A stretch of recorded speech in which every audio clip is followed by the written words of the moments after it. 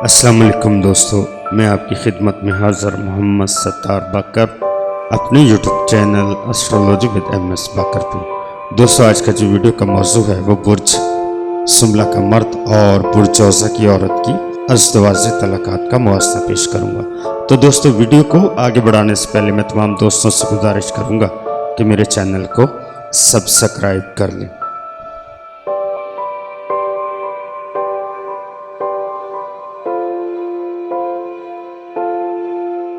सुमला मर्द और जोज़ा औरत। जोज़ा औरत और सुमला मर्द की रफ़ाकत में सबसे पहले तो ये मसला पैदा होता है कि जोज़ा औरत सैर व तफरी और लोगों के हजूम और तकारीब में मसरूफ़ रहने की आदी होती है, जबकि सुमला मर्द तन्हाई पसंद होता है।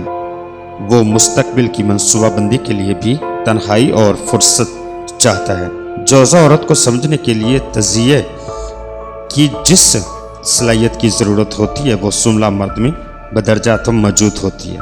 वो समझ सकता है कि जोज़ा लड़की को नए नए लोगों से मिलना और गपशप करना पसंद है।